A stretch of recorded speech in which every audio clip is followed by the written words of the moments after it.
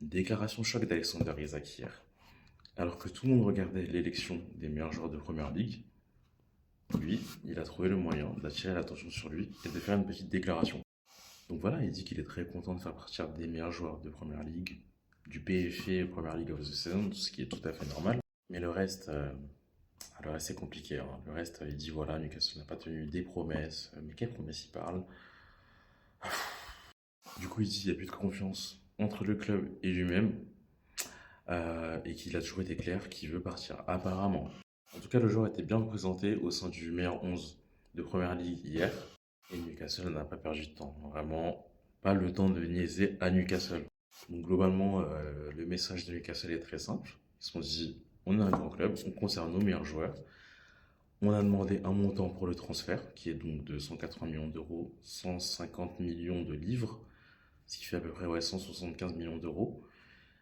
Et les conditions ne sont pas remplies, tout simplement.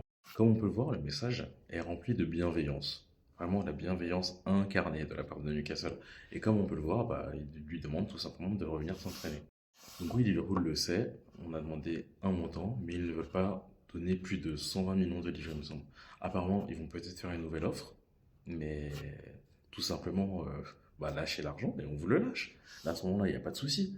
Et en plus de ça, ils se sont tirés une balle dans le pied en recrutant Ekitike, qu'on voulait, tout simplement, pour remplacer Isaac.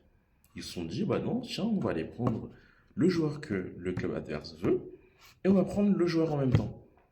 Mais en fait, chez Liverpool, qu'est-ce qu'il va pas? Donc on se retrouve avec un joueur maintenant qui est mécontent, qui en plus a fait des photos sur le troisième maillot, tout allait bien à ce moment-là.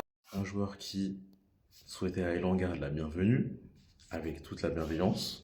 En tout cas, du côté Newcastle, c'est clair, on va pas brader un joueur à un concurrent direct du championnat. Il n'y a pas d'intérêt. En tout cas, n'hésitez pas à me dire ce que vous en pensez en commentaire. Si Isaac va partir, pour quel montant il pourrait partir? Est-ce que Newcastle abuse peut-être de demander trop? N'hésitez pas à me dire ce que vous en pensez.